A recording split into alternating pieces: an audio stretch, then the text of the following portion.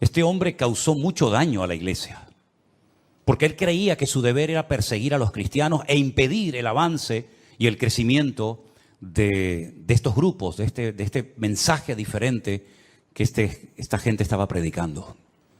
Él dice cuando se convirtió que él consideraba que este era su deber, que Dios lo había, por así decirlo, como elegido para que él impidiera que los cristianos se expandieran y para que esta secta, como se les llamaba en aquel tiempo, fuera conocida en todas partes del mundo. Dice que envuelto en este proyecto de obstaculizar, de impedir el avance y el crecimiento de este grupo, de este movimiento nuevo, él se acerca a las autoridades religiosas de su época y les pide autorización para poder viajar a otras naciones y traer a Jerusalén a personas que formaban parte de este grupo y forzarlos a renegar de su fe en Cristo. Y entonces dice que él recibe unas cartas que le autorizan a ir, por ejemplo, a Siria, concretamente a Damasco, su capital, para traer creyentes a Jerusalén y allí forzarlos y probablemente hasta torturarlos. Y vete tú también saber si hasta matarlos, para que volvieran otra vez al cumplimiento de la ley de Moisés y a todas esas cosas que sabemos. Y el capítulo 9 nos cuenta parte de su testimonio y dice la palabra de Dios que mientras él iba camino hacia Damasco, él cayó a tierra. Algo le pasó. La presencia del Señor fue tan poderosa que él cayó desplomado al suelo. Y entonces queda automáticamente ciego. Y oye una voz que le hablaba en hebreo. Y la voz le decía, Saulo, Saulo, ¿por qué me persigues? Dura cosa te es dar coces contra el aguijón. Él no entiende lo que está pasando. Él no sabe ni siquiera quién le está hablando. Y es entonces cuando él se atreve a preguntar, ¿quién eres? Y la voz le dice, yo soy Jesús, a quien tú persigues. Se queda realmente sorprendido, pierde la capacidad de poder moverse libremente porque ha quedado ciego. Y dice que está 3 días sin comer ni beber absolutamente nada. Y allí está esperando a ver qué va a pasar con su vida. Había en esa ciudad un discípulo llamado Ananías, que no lo vayan a confundir con el Ananías que cae muerto en la iglesia primitiva, que era el marido de Zafira, ¿se acuerdan? Había un tal Ananías que el Señor le habla y le dice, levántate, ve a la calle que se llama Derecha, busca en casa de un tal Judas a un tal Saulo de Tarso, porque él allí está orando. Y ha visto en visión a un varón llamado Ananías que entra y le pone las manos encima para que recobre la vista. Ahora, lo que va a responder Ananías, en cierto sentido, a mí me recuerda un poco la actitud de Moisés cuando el Señor lo llama a través de aquella zarza que ardía y no se consumía en el desierto, ¿se acuerdan? Cuando el Señor le habla y le dice que ha llegado el momento de volver a Egipto, de sacar al pueblo de la esclavitud, etcétera, etcétera. Y él ha sido escogido por el Señor para cumplir con esta función. Y él pone todo tipo de excusas y bueno, Señor, no me van a creer, yo soy un hombre que no tengo facilidad de palabra, etcétera, etcétera. Y el Señor, pues después de una serie de pruebas, lo logra convencer y finalmente él va. Bueno, pues fíjense cómo responde a esa orden Ananías al Señor y le dice, Señor, he oído de muchos acerca de este hombre. ¿Cuántos males ha hecho a tus santos en Jerusalén? Y aún aquí tiene autoridad de los principales sacerdotes para prender a todos los que invocan tu nombre.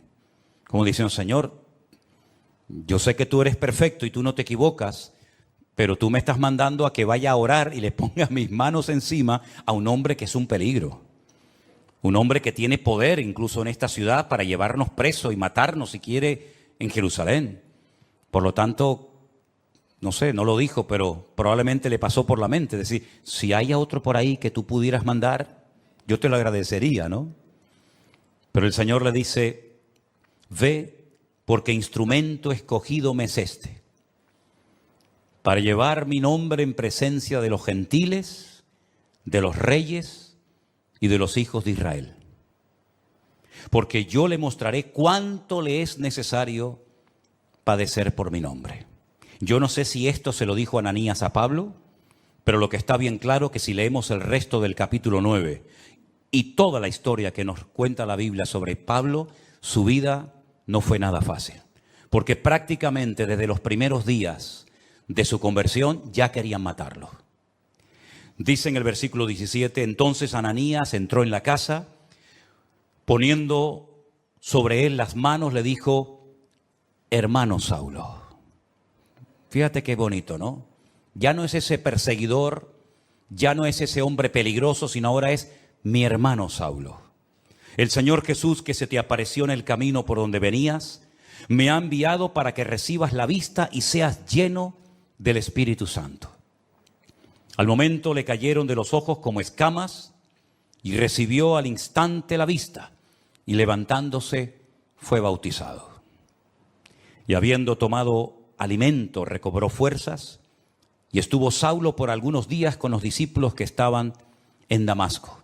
A los pocos días ya de recuperarse y de encontrarse bien y recobrar la vista, ya inmediatamente se puso a predicar el Evangelio de Jesucristo. Y ya desde aquellos primeros momentos, ya los judíos habían decidido quitarle la vida. La Biblia dice que los discípulos lo tuvieron que descolgar por el muro una noche porque querían matarlo. Ahora bien, en el versículo 26 dice la siguiente historia referente a Pablo. Cuando llegó a Jerusalén, trataba de juntarse con los discípulos, pero todos le tenían miedo, no creyendo que fuese discípulo. ¿Qué te parece? Entonces Bernabé, tomándolo, lo trajo a los apóstoles y les contó cómo Saulo había visto en el camino al Señor, el cual le había hablado, y cómo en Damasco había hablado valerosamente en el nombre de Jesús. Y estaba con ellos en Jerusalén y entraba y salía. Y hablaba denodadamente en el nombre del Señor y disputaba con los griegos, pero estos procuraban matarlo. No solamente los judíos, sino también los griegos lo quieren matar. Y no han pasado años de su conversión, sino que ya digo, desde casi al momento de convertirse, ya todos querían quitar de en medio a este hombre. Cuando supieron esto, los hermanos le llevaron hasta Cesarea la Marítima, que está en la costa, donde años más tarde, ¿se acuerdan? Un tal Cornelio llamaría a Pedro para que le predicara la palabra, y entonces de ahí lo enviaron a su ciudad, a Tarso. Y ahora viene algo muy interesante. Ya Pablo se ha convertido, un hombre que atemorizaba a la iglesia, a los cristianos, y a continuación, una vez convertido, una vez que este hombre ha tenido un encuentro tremendo con el Señor y su vida ha cambiado radicalmente, dice, entonces las iglesias tenían paz por toda Judea, Galilea y Samaria, que son las tres provincias en las que se divide Israel. Al norte Galilea, al centro Samaria y al sur Judea. Bueno, pues en todo el país, Judea, Samaria y Galilea, dice la Biblia que las iglesias tenían paz. Y dice además que eran edificadas, andando en el temor del Señor, y se acrecentaban fortalecidas por el Espíritu Santo. Si guarda relación la paz de las iglesias con la conversión de Pablo, ustedes pueden opinar lo que quieran, pero yo sinceramente creo que se notó que Pablo se había convertido. Porque la paz, una cosa es la paz que tenemos dentro por nuestra relación con el Señor, y otra cosa es que en las iglesias se pudiera cantar y se pudiera predicar la palabra y se pudieran reunir los cristianos libremente a raíz, yo estoy convencido, de la conversión del apóstol Pablo o de Saulo de Tarso. Ahora bien, no hay nada más hermoso que una iglesia que está en paz. Esto no significa de que no vamos a ser perseguidos o no vamos a tener problemas, opresiones o dificultades. Pero cuando una iglesia internamente entre sus miembros hay paz, yo creo que es una de las bendiciones más grandes que una iglesia puede tener. Así como un hogar que está en paz es una bendición. Un hogar en guerra, un hogar en crisis, donde hay gritos, peleas, insultos, etcétera, tiene que ser terrible. Pero cuando hay paz en el hogar, qué bendición. Amén, hermanos. Cuando los hijos están cómodos y a gustos con sus padres, cuando los padres están cómodos con sus hijos, cuando hay paz, cuando reina la paz del Señor en el hogar, es una bendición. Exactamente igual es en la iglesia. El tema de la paz es algo tan importante que la Biblia dice que hay que buscar la paz. Y una vez que la encuentras, síguela y no la pierdas. Y dice más, en cuanto dependa de vosotros, estad en paz con todos. Porque al fin y al cabo nosotros tenemos que ser pacificadores, dice la Biblia, ¿sí o no? Una de las bienaventuranzas del Sermón del Monte dice, bienaventurados los pacificadores, porque ellos serán llamados hijos de Dios. Si usted es una hija de Dios, usted no puede estar en guerra con ninguna hermana de la iglesia. Porque entonces usted no está siendo coherente con lo que usted dice que es. Si usted es cristiano, si usted es un hijo de Dios, usted tiene que estar en paz, no solamente consigo mismo, no solamente con el Señor, sino en paz con todos los hermanos. Y no evitar el cruzarte con ese hermano o hermana, no tener que ir por un pasillo para evitar que él venga por el otro, daros la paz, saludarse, hablarse, mirarse a los ojos y no tener que decir, bueno, voy a llegar un poquito más tarde para no encontrarme con fulanito de tal en la puerta. Y voy a salir un poquito más antes, ¿verdad? Un poquito antes, para no tener que despedirme de este y de aquel. Si usted está viviendo así, usted está en desorden, hermano. Porque esa no es la voluntad de Dios. Digo, hermano, incluyendo al género femenino. Todavía nosotros creemos en eso. Yo sé que por allá afuera, ¿verdad? Pero aquí cuando decimos, hermanos, vivamos en paz, me refiero a todos, absolutamente, hombres y mujeres. Y tenemos que hacer todo lo posible para mantener la paz, el vínculo de la paz. La paz no la producimos nosotros, la paz es parte del fruto del Espíritu Santo que mora en nosotros. La paz la produce el Señor, pero la guardamos y la conservamos nosotros. Nosotros no podemos producir piñas, no podemos producir melocotones, pero sí podemos conservarlos en latas, incluso a veces durante meses o tal vez durante años. Exactamente es igual. Usted tiene que estar en paz consigo mismo. Usted tiene que estar en paz con el Señor y usted tiene que estar en paz con todos los hermanos de su congregación y de todas partes. ¿Cuántos dicen amén? Y si usted opina lo contrario o está viviendo de una forma contraria, usted y yo con la autoridad que Dios me ha dado, le digo, usted está totalmente en desorden y fuera de la voluntad de Dios. Usted no puede bajo ningún concepto tener algo contra un hermano, venir a la iglesia, cantar, escuchar la palabra, levantar sus manos, etcétera, etcétera. Cuando usted sabe perfectamente que hay algo que usted tiene que arreglar hace mucho tiempo con ese hermano, con aquella hermana, con esta familia o con la otra familia, y usted ha ido dilatando y extendiendo el tiempo, haciéndose el sueco, como decimos por estas partes del mundo, y no dándole importancia. Sí tiene mucha importancia.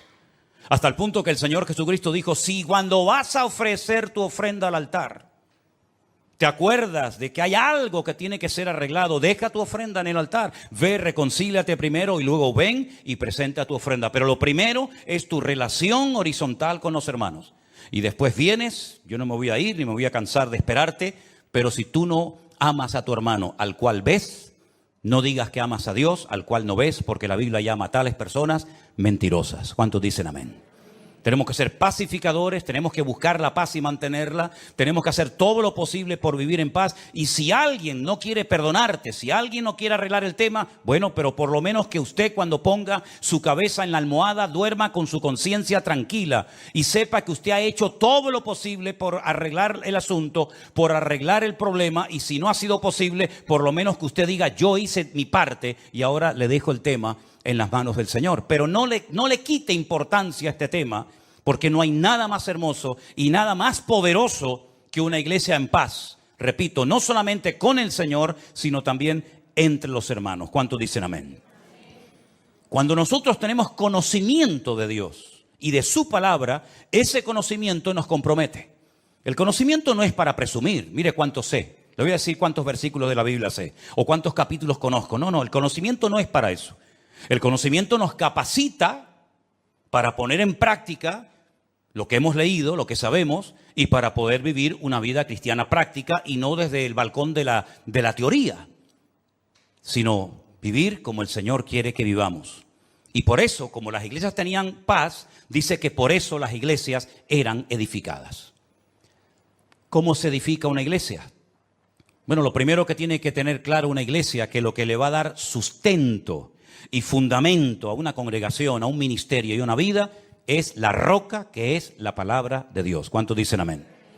Todos conocemos la historia de aquellos dos que querían construir una casa. ¿Se acuerdan? Uno sobre la arena, deprisa, rápido, no tenía tiempo para esperar. El otro que cavó, ahondó, llegó a la roca, edificó su casa. Cuando vinieron los problemas, las turbulencias, los vientos, los huracanes, la lluvia, etcétera, una cayó y fue grande su ruina. La otra permaneció. ¿Por qué? Porque tenía fundamento. Una iglesia para permanecer en el tiempo. Un creyente para mantenerse firme contra los achaques del enemigo, las pruebas, las tribulaciones, las presiones, las críticas, todo lo que usted quiera mencionar. La única forma es que tú tengas una base, no unos deseos, no unos anhelos, no. Un fundamento lo suficientemente sólido, porque la iglesia tiene que tener personalidad y criterio propio. Yo lo dije hace poco, la iglesia, el cristianismo, está siendo atacado, nos están buscando las cosquillas por todas partes. Si no es por los niños en la escuela, es por la universidad, si no es por las leyes del gobierno, nos están tratando de provocar y pinchar y burlarse y reírse, hasta de una forma legal, ¿verdad? Pero sin embargo, una iglesia que crece es una iglesia que sabe lo que tiene que creer, lo que tiene que practicar y lo que tiene que rechazar contundentemente, aunque no sea popular su postura. Y es que, dicho sea de paso, el cristianismo nunca ha sido popular. Si usted lo que quiere es ahora que estás convertido, caerle bien a tu gente, algunos sí, pero te aseguro que a muchos no le hará ninguna gracia, ni les va a traer lo más mínimo saber que tú ahora dices que vas en serio con el Señor. No le va a hacer ninguna gracia. ¿Vas a aguantar la presión? ¿Vas a aguantar la burla? ¿O vas a pasar desapercibido? ¿O vas a marcar una diferencia como tantos y tantos hombres y mujeres de la Biblia a lo largo de la historia marcaron una diferencia porque no se dejaron arrastrar, no se dejaron corromper por la corriente de este mundo? Las iglesias eran edificadas porque sabían que Cristo le da estabilidad a la vida de una iglesia y a la vida de un creyente. Nosotros tenemos que ser muy valientes hoy en día, y perdonen que les diga, para encontrar a muchos cristianos valientes. Y valiente no es venir a la iglesia, eso no tiene ningún acto de valentía, por lo menos en Europa.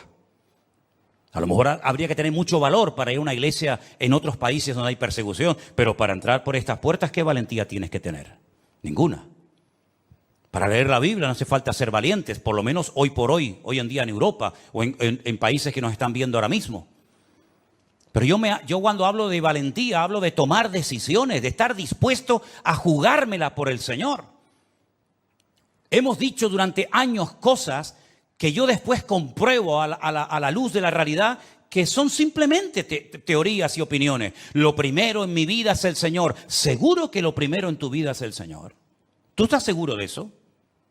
¿Tú estás plenamente convencido que el justo por la fe vivirá? Entonces, ¿por qué no vive por fe?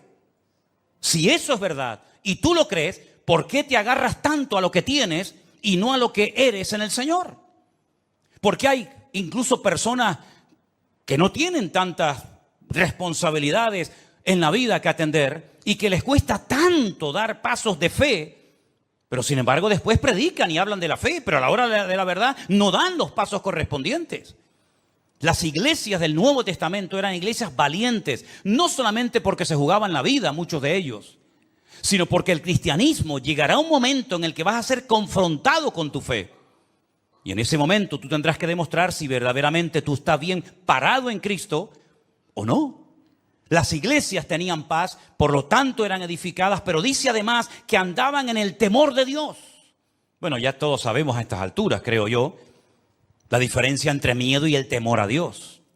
Nosotros no tenemos miedo a nadie, ni a nada, pero sí tenemos que tener temor, es decir, respeto a Dios. Tal vez uno de los versículos más conocidos que menciona este tema es el de Proverbios, cuando dice que el principio de la sabiduría es el temor de Dios.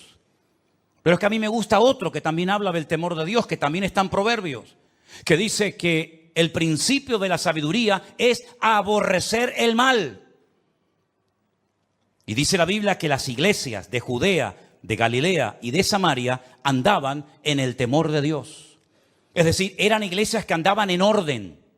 Eran iglesias que andaban alineadas con Dios y con su palabra. Eran iglesias que no vivían en la carne. Eran iglesias que andaban en santidad, comprometidos, sabiendo que ellos eran, como dijo el Señor, la sal de la tierra y la luz del mundo.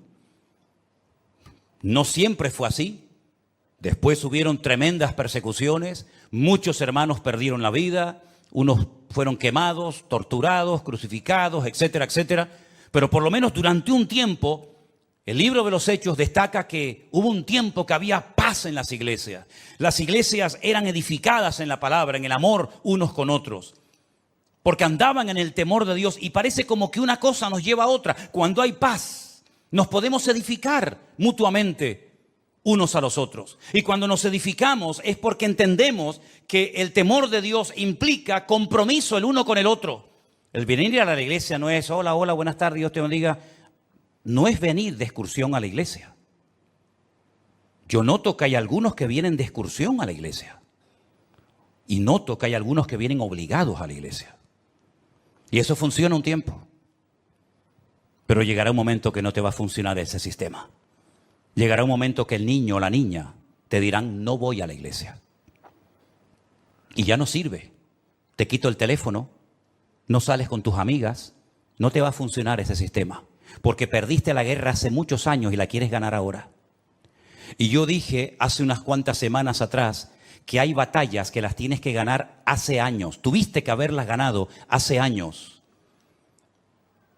Como David aprendió a ganar muchas batallas en su vida privada, para después, cuando llegó el momento de su vida pública, derrotar a aquella mole de hombre llamado el gigante Goliat. Pero no era la primera vez que se enfrentaba a un obstáculo tremendo. Ya él después contó lo que hacía en su vida privada, que por cierto nadie lo sabía, pero él y Dios sí lo sabían. Por lo tanto, hay batallas que si tú has ido perdiendo en tu intimidad, después no vengas aquí dándotelas de valiente, de que ahora todo se va a solucionar porque has perdido la guerra hace muchos años. Por eso cada día, dice Pablo, empezamos de cero. Y corro para ver si logro asir aquello para lo cual un día el Señor me agarró a mí. Porque todavía queda mucho camino por recorrer y mucho terreno por conquistar para el Señor. A veces decimos, he escuchado a hombres que dicen, la Biblia dice que la mujer tiene que someterse al hombre. Ya perdiste la guerra. Si vas así, ya perdiste la guerra, no hoy, hace años la perdiste. La Biblia dice, los hijos tienen que honrar a sus padres. Y si subes el volumen para darle como más fuerza a tu argumento, hace años que perdiste la guerra. Ya ni usando el versículo te funciona. Porque no es por presión, es por convicción. ¿Tú te has asegurado de que tus hijos han nacido de nuevo? Porque si no han nacido de nuevo, ¿cómo lo vas a obligar a venir a un sitio donde Cristo y su palabra es la prioridad? Si tú has perdido la guerra en tu familia y en tu vida privada, en tu vida pública, tarde o temprano, saldrá a la luz tus derrotas personales. Por eso, queridos hermanos, si no somos capaces de andar en el temor de Dios, ¿qué es el temor a Dios? Pongamos ejemplos prácticos. El temor a Dios es tener respeto a las cosas de Dios. El saber que aunque nadie me está mirando, aunque nadie me está observando, eso que estoy haciendo en ese momento, eso que estoy mirando en ese momento, no es la voluntad de Dios. Y no necesito a alguien que me fiscalice, no necesito a alguien que me haga sombra o me ponga encima su mirada para decir, ay, perdón. Porque yo sé que los ojos del Señor me están observando 24 horas al día. Y el temor de Dios funciona debería de funcionar cuando estoy acompañado y cuando estoy solo. Y ese era uno de los secretos del crecimiento numérico y cualitativo de la iglesia en aquellos tiempos. Que andaban en el temor de Dios, sabían que hay cosas que no le agradan al Señor. Y déjenme que les diga algo. En aquellos tiempos, por lo menos en este momento, no todo el mundo tenía como tú y como yo una Biblia en la mano. Porque eso de tener una Biblia en la mano completa, desde lo que Dios le decía a Moisés, lo que Dios le revelaba a David en aquellos hermosos salmos, lo que el Señor le reveló a Juan en la isla de Patmos en cuanto al futuro, lo que Pablo daba como instrucciones a las iglesias de Corinto, de Éfeso, de Colosa, de Filipo, etcétera. Toda esa instrucción, toda esa enseñanza, toda esa sabiduría, toda esa colección inmensa de palabra revelada e inspirada por Dios, eso es un privilegio que durante siglos y siglos millones de hermanos nuestros no tuvieron. Es muy fácil cuando tú oras al Señor decir, bueno, creo que esta porción de Corintios o de Romanos o de Filipenses o este Salmo o esta palabra de Isaías o de Jeremías o este ejemplo de Daniel o de José me pueden venir bien. Sí, claro, pero porque tú tienes toda la Biblia. Pero te repito, durante siglos y siglos hubieron millones de hermanos nuestros que nunca tuvieron el privilegio de tener una Biblia en sus manos. Y eso es algo que tenemos que valorar. Hay cosas que tenemos que valorar en nuestra vida para que nuestra vida realmente sea una vida fructífera y bendecida por el Señor. Y una de ellas es tener toda la palabra de Dios en mi mano, a la cual puedo recurrir y estudiar y escudriñar en cualquier momento. ¿Cuántos dicen amén? Otra cosa muy importante que tenemos que valorar es la iglesia que tenemos. ¿Saben cuántos hermanos les gustaría tener un lugar donde poder congregarse y no lo tienen?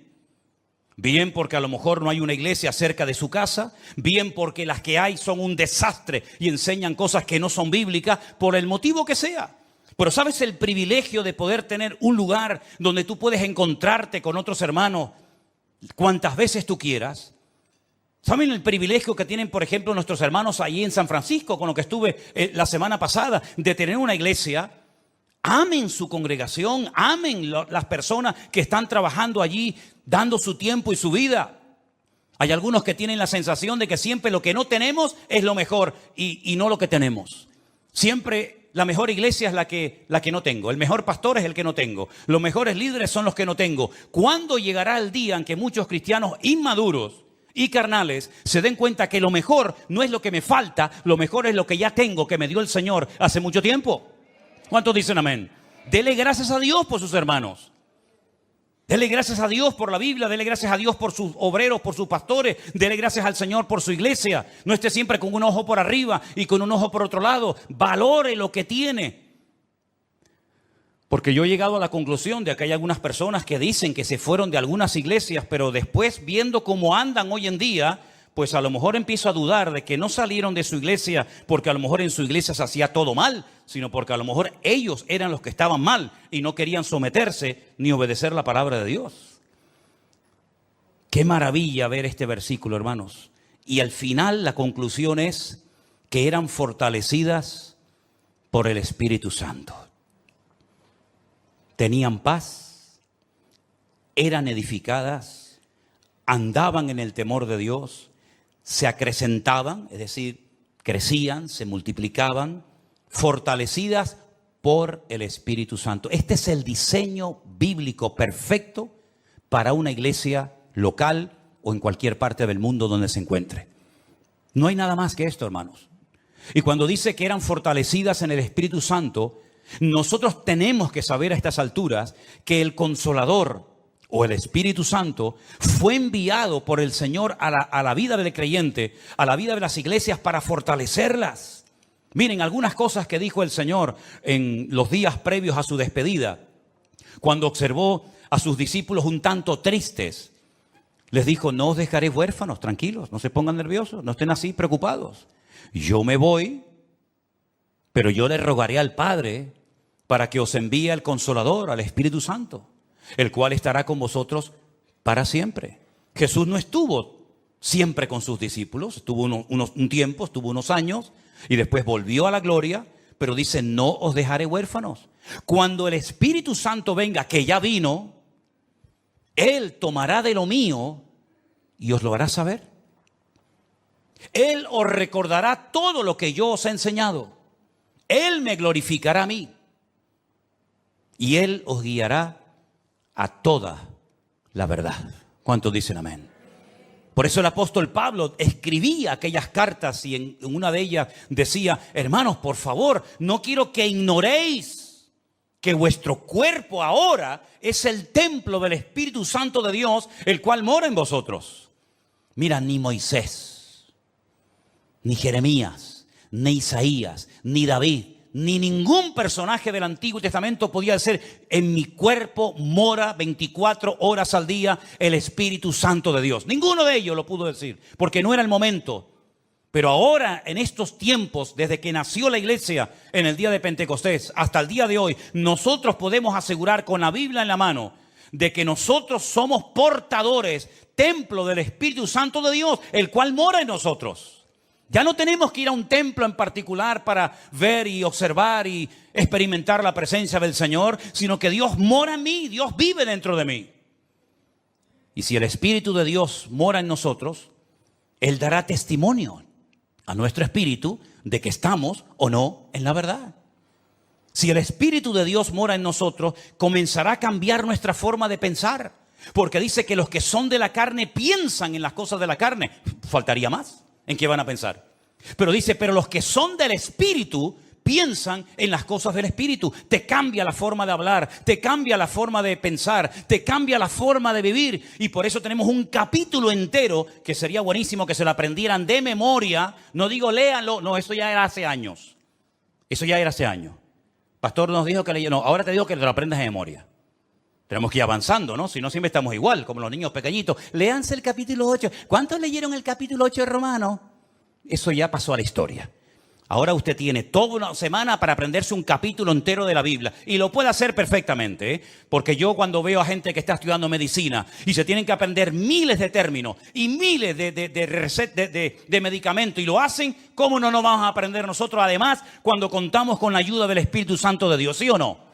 Pues entonces aprenderse esta semana de memoria Romanos capítulo 8. ¿O no se aprendieron ustedes Salmo 91 durante el tiempo de la pandemia? Pues ahora Romanos 8.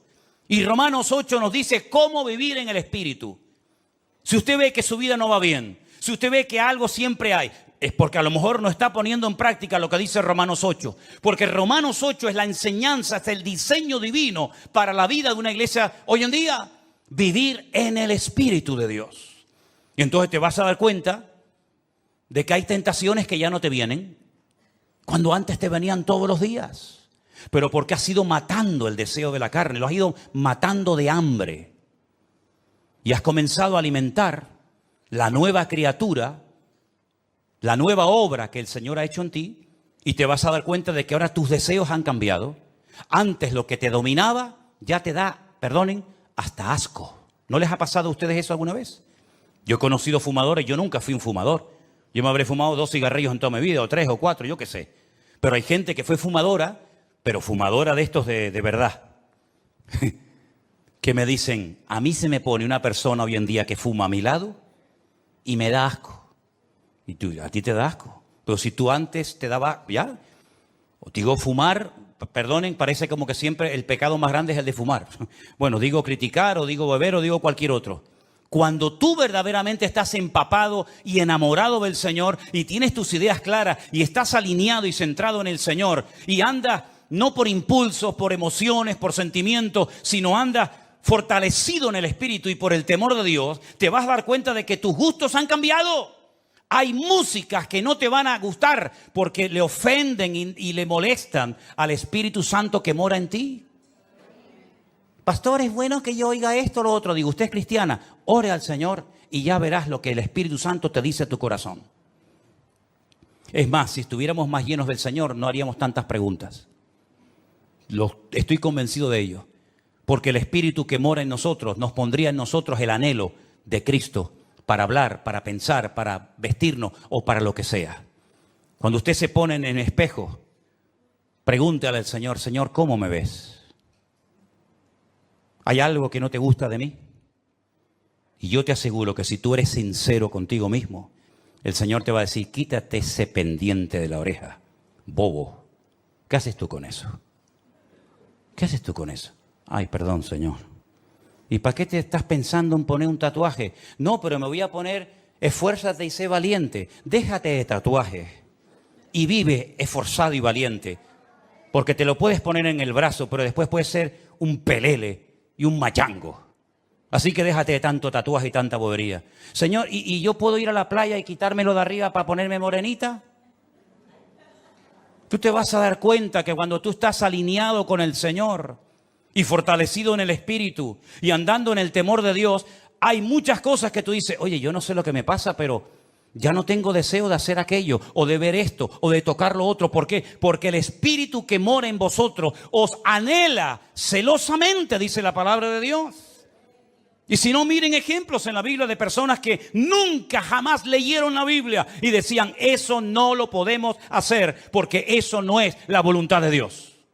¿Y dónde lo habían leído? No hace falta leerlo. Tenían tanta comunión, estaban tan alineados con el Señor que sabían lo que a Dios le agradaba y lo que a Dios le desagradaba. Así de claro.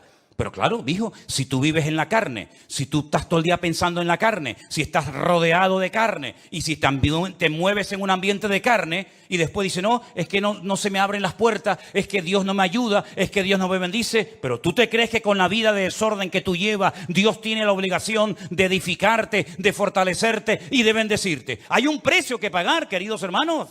Esto no es apretar un botón y decir, bueno, yo toco el botón y ya de arriba abajo el Señor me llena, me bendice y me transforma. No es así. Primeramente piensa, ¿cómo me llevo yo con mis hermanos en la iglesia? ¿Hay paz unos con otros? Porque si no hay paz, esto no es para ti, ¿eh? Esto no es para ti. Tendrás que pasar hoy, aceptar al Señor, pedir perdón y arrepentirte. Pero si tú estás en paz, entonces, ¿qué vas a querer? Edificar a los hermanos. Y si habéis prestado atención a la lectura esta tarde que dice, ¿cómo se edifica la iglesia? Por la actividad propia, mutua, de cada miembro. ¿Lo habéis leído, no? ¿Sí o no? El cuerpo va creciendo según la actividad propia de cada miembro para ir edificándose en amor. Así se edifica una iglesia. Con la actividad de cada uno de nosotros, aportando cada uno su granito de arena, aportando cada uno su don, su talento, su habilidad, su conocimiento, etcétera, etcétera, y cada uno aportando lo que tiene que aportar, lo que Dios te ha dado. Ese cuerpo va creciendo y se va edificando hasta llegar a la estatura de la plenitud de Cristo, a un varón perfecto. Eso es lo que dice la palabra de Dios. Si lo hacemos, el crecimiento viene solo. Esta gente no tenían que salir por las calles haciendo campañas evangelísticas. Es que yo no veo en la Biblia campañas evangelísticas, sino que dice que el Señor añadía cada día a la iglesia los que habían de ser salvos. No estoy diciendo que no haya que salir a predicar el evangelio, no estoy diciendo eso. Lo que estoy diciendo es que el Señor mandaba a la congregación y era la iglesia un imán que atraía a la gente, porque el estilo de vida de los creyentes era diferente, y lo que hoy en día la gente está buscando es gente que sea honesta, que sea sincera, que vivan lo que predican y no que digan una cosa y que luego hagan otra. Por eso, mis queridos hermanos, el Espíritu Santo se movía en aquellas congregaciones con una libertad tremenda. ¿Por qué? Porque donde hay santidad, donde hay orden, ahí se mueve el Espíritu de Dios. Cuando la iglesia no es esto, cuando la iglesia no funciona según este diseño bíblico, la iglesia se convierte en lo que tú quieras. En un club de amigos, en una ONG, en un lugar de altruismo, en un lugar donde se reparte tal vez comida, pero la iglesia perdió la función de ser el agente de Dios en este mundo. Y el Señor nos da la oportunidad y el privilegio de reunirnos pues 1 o 2 veces a la semana o cuando sea en este lugar o en cualquier otro. Pero durante la semana la luz se esparce. Ahora la luz está concentrada en un lugar. Todos estamos siendo alimentados, instruidos, ¿verdad?, edificados por la palabra, pero cuando termine esta reunión, y en sus respectivos países lo mismo, la luz se va a esparcir. Y durante toda la semana, cada uno de ustedes en el lugar donde viva, donde trabaja, donde estudies, vas a tener que marcar una diferencia y vas a ser una luz. Pero estás realmente fortalecido, edificado en el Señor para poder vivir una vida cristiana victoriosa. Porque si tu vida cristiana depende única y exclusivamente de un culto, yo no sé cómo aguantas, sinceramente. Yo no sé cómo puede aguantar un creyente viviendo única y exclusivamente de cultos. Eso es muy complicado. Tú tienes que tener tu propia comunión y tu propia relación con el Señor cada día. Porque aquí dentro, no digo que no se te presenten tentaciones, porque a veces hay algunos o algunas que vienen con otras intenciones, pero digamos que las tentaciones grandes no están dentro de la iglesia. Seamos sinceros. Las tentaciones, las presiones, etcétera, etcétera, está allá afuera. Cuando tú estés solo mañana y te llame aquel o aquella, ¿cómo vas a reaccionar, hermano? ¿Cómo vas a reaccionar? ¿Con la carita de santo y de bueno que tenías hoy? ¿O te volverá a salir el indio que llevamos todos dentro? Dios nos tiene que sacudir el alma para que nos demos cuenta de que somos el objetivo del enemigo y sobre todo nuestros hijos. Que Dios nos ayude a entender que cuanto más unidos, más arraigados a la palabra, más en santidad, en paz y en orden vivamos, más fortaleza espiritual todos vamos a tener para poder vivir una vida cristiana victoriosa. Saulo estuvo 15 años sin aparecer en la escena. A los 15 o 16 años vuelve a aparecer, ya el Señor le ha revelado el Evangelio, ya viene con otras, ¿verdad?, con otro estilo de vida. Pero lo que está bien claro es que todos y cada uno de nosotros somos responsables de nuestra vida cristiana. Usted no puede depender de cultos, no puede depender de pastores, usted tiene que depender única y exclusivamente de su relación con el Señor. Mi pregunta es, y concluyo, ¿está usted en paz con el Señor? ¿Y con usted mismo? Porque hay gente que está enfadado con ellos, ¿sabían eso? Hay gente que no se soporta, no se aman. ¿Y cómo va usted a amar al prójimo si al prójimo hay que amarlo como a ti mismo? Hay gente que está enfadada con ellos mismos. No le gusta su cuerpo, no le gusta su gordura, no le gusta su delgadez, no le gusta su altura, no le gusta no sé qué. Están enfadados, están con problemas personales terribles. Y llevan años arrastrando, y mira cómo estoy, y mira cómo no estoy, y mira el granito aquí, y mira el granito allá, y mira que no sé qué. ¿Ya te has aceptado a ti misma? ¿Sí o no? Yo me acepté a mí mismo hace muchos años, ¿eh? No tengo ningún problema personal conmigo mismo. Estoy en paz con Dios, estoy en paz conmigo mismo, pero en lo que tenemos que esforzarnos cada día es estar en paz con todos los hermanos, ¿sí o no? Esa es nuestra obligación. No va a venir el arcángel a decir, vete a hablar con ella, llámala aparte, vete allí, arriba, abajo, y arregla este tema antes de que te vayas de la iglesia. Es una vergüenza que hay creyentes que a veces tienen una oportunidad en un culto para arreglarse con un hermano y no aprovechan la oportunidad y se van. Y si te hubieras muerto durante la semana, te vas de este mundo con la pena de no haber arreglado la situación con este hermano o con esta hermana. Es nuestra obligación, es nuestro deber, ¿verdad? ¿Estás edificándote en el Señor cada día? ¿De qué estás comiendo, mi hermano? ¿Qué estás comiendo? ¿Qué estás alimentando tu alma? ¿Con la palabra de Dios, con buena literatura cristiana, teniendo comunión con el Señor y con su palabra? ¿Estás comiendo sanamente o estás comiendo basura? Ustedes saben que se ha puesto de moda la comida basura, es la más rápida, ¿no?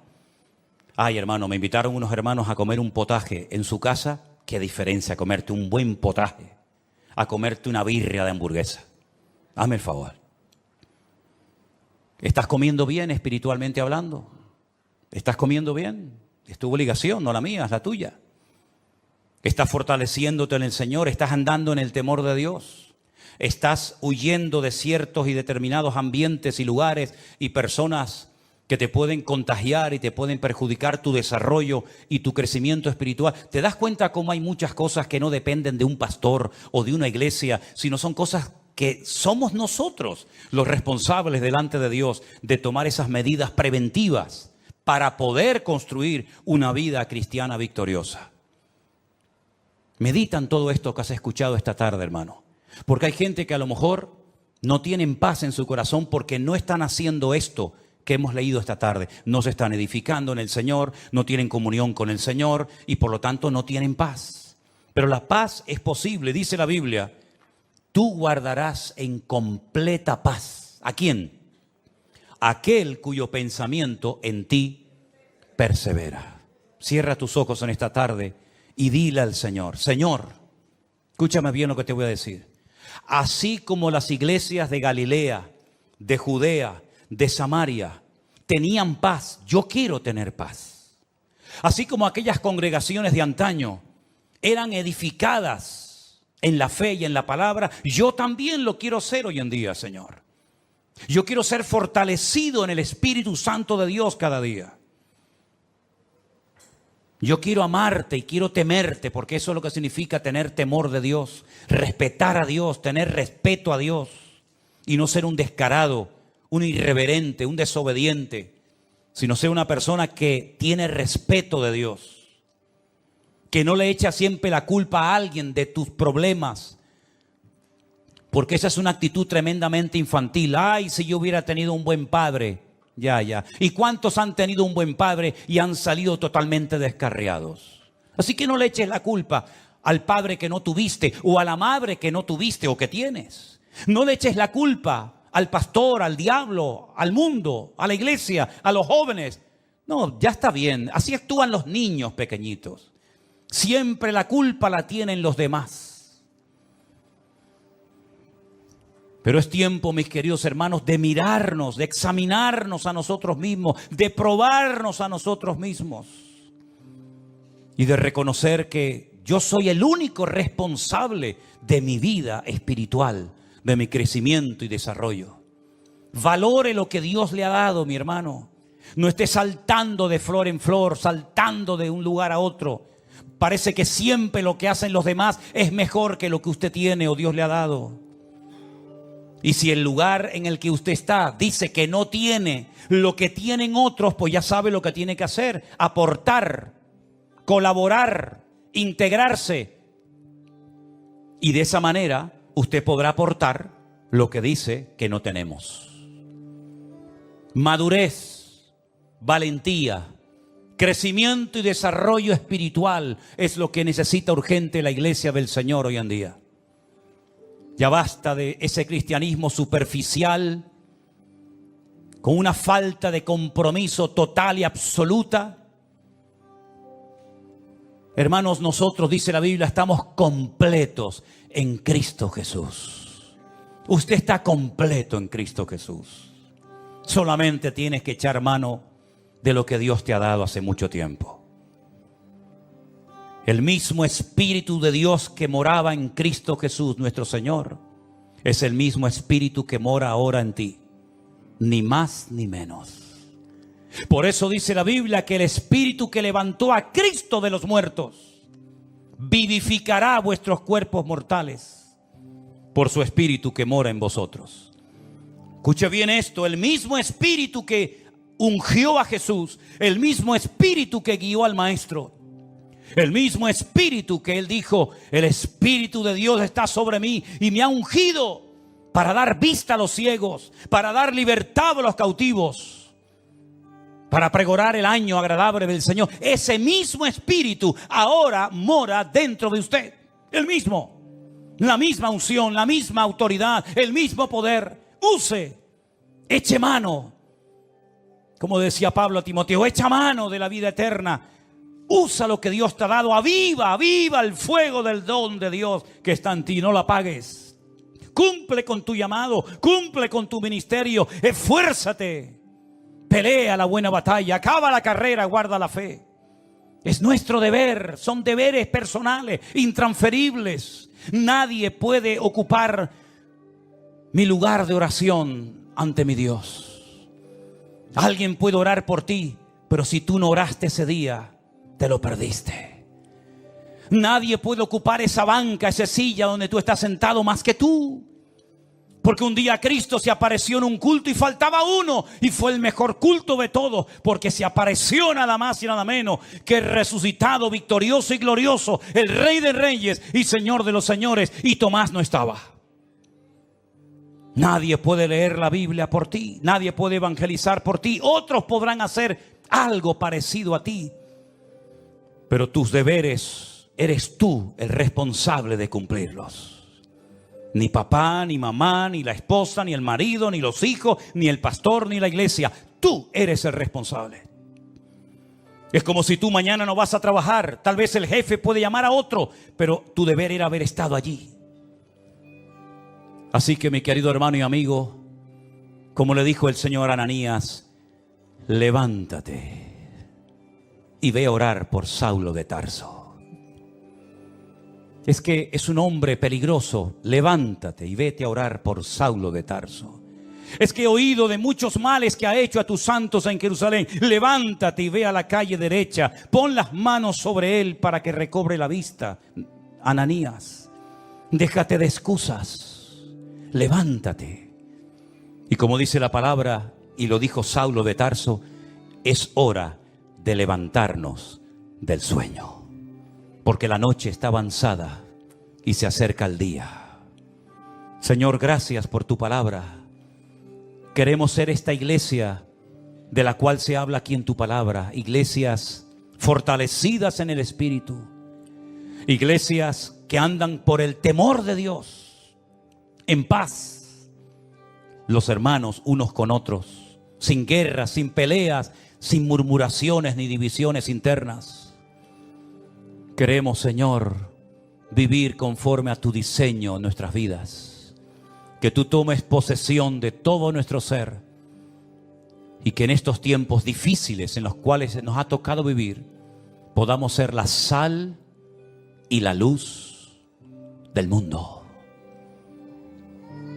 Sabemos que la tierra ya está dando esos dolores de parto tremendos.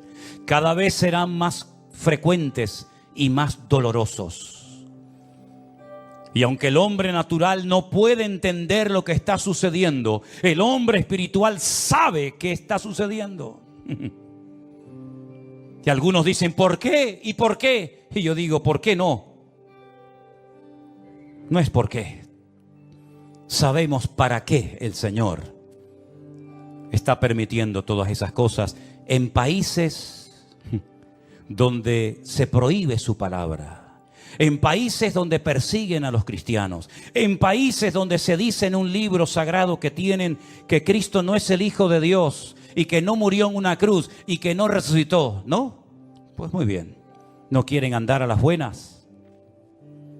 Serán sacudidos como la higuera hasta que caigan de rodillas y reconozcan que el único que puede traer paz es aquel que murió y resucitó al tercer día y está próximo a venir otra vez a este mundo. Recibe la gloria, mi Señor. Aleluya. Sigue obrando. Aunque el mundo se burle y se queje, sigue sacudiendo a las naciones de la tierra para que crean que tú eres el camino, la verdad y la vida. Aleluya. En el nombre de Jesús. Amén. Nos ponemos de pie, amados. Aleluya, Jesús. Te adoramos. Levanta tu mano al cielo y adora al Señor, Jesús. Adoren al Señor, hermanos queridos. Él está aquí con nosotros ahora mismo. Aleluya, santo tu nombre. Aleluya, te adoramos, Señor. Digno eres, Señor. Sigue obrando, Jesús. Sigue obrando, Señor. Sigue hablando, Señor. Sigue hablando. Oh, Jesús.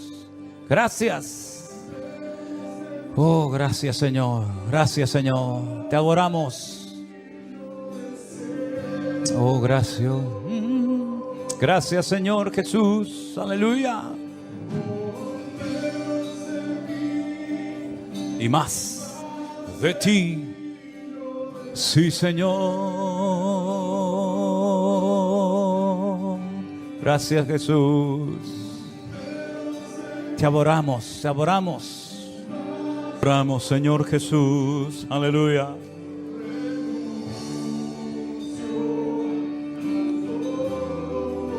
Gracias, Señor. Quisiera yo aprovechar también la oportunidad para recordarles a todos que el mes que viene todas las hermanas de la iglesia están invitadas a un mini retiro que van a llevar a cabo en el puerto de la Cruz, ¿verdad? Tienen que anotarse. Ahí están los datos, la fecha, guardando tu corazón. Yo espero que las hermanas de la congregación puedan asistir, ¿verdad? Y disfrutar de este tiempo especial que el Señor les va a permitir tener el día 13 y 14 de octubre, Dios mediante. Quiero también anunciar que el próximo congreso nuestro como iglesia se va a llevar a cabo en esta ocasión en la ciudad de Alicante. Durante 2 años lo hemos hecho en un hotel en un pueblecito de la provincia de Toledo llamado Los Llévenes. Como ya no cabemos en ese lugar y como ya no hay espacio para todos, el Señor nos ha provisto de un nuevo lugar en la ciudad de Alicante, un poquito a las afueras de la ciudad de Alicante. Ahí tienen los datos. Nuestra hermana Saray, la que está al piano, ella es la que lleva todo el tema de la organización, de las inscripciones. Hermanos, anótense lo antes posible. Me gustaría que todos ustedes pudieran asistir. Ya tengo constancia. He estado en este evento en Estados Unidos y hay hermanos de San Francisco que van a venir. Imagínense, de tan lejos, de San Francisco van a venir allí. Hermanos de Chile, me contestaban hace unos días unos hermanos, matrimonio de mi hermano José Zaragoza y su esposa, van a venir una vez más al Congreso. Así es que las plazas están abiertas, reserven su plaza, se abran con Saray. Ahí están los días, ¿verdad? ¿Están por ahí? Sí, ahí no se ve bien aquí, tengo la luz, del 28 al día 31 de marzo del año que viene, en plena Semana Santa. Con el tema de los vuelos hay que darse prisa porque es una fecha muy complicada, no es en Madrid, es en Alicante, y entonces hay que ir haciendo ya ciertas gestiones para estar en ese lugar. El lugar es precioso, el lugar es muy bonito, mucho más amplio. Todos vamos a estar juntos, no como en el Congreso de Toledo, que unos tenían que ir a un hotel, otros tenían que ir a otro y luego después subir en autobús, sino que todos vamos a estar juntos y sería muy bueno que ustedes pudieran ir. Algunos dirán, pero es que no tengo dinero. Pues ya sabe lo que tienes que hacer. ¿Qué tiene que hacer un creyente cuando le falta algo? ¿Alguien sabe? ¿Orar? Uno dijo, pedirle a otro. No. Orar. Ore al Señor. ¿Cuánto vale? Señor, me hace falta este dinero para el avión y para la estancia. ¿Y el Señor te lo va a dar? ¿Cuántos dicen amén? Si no lo crees, no lo vas a recibir. Está más claro que el agua. Es como yo le digo a la gente, ay, yo quiero ir a Israel. Pues ore. Y si oro, ¿qué va a pasar? Dios te va a llevar. Así de claro. La primera vez que yo fui a Israel, me invitaron. Un matrimonio me invitó, fui. Y todas las demás veces que he ido, el Señor me ha llevado. Entonces yo te estoy...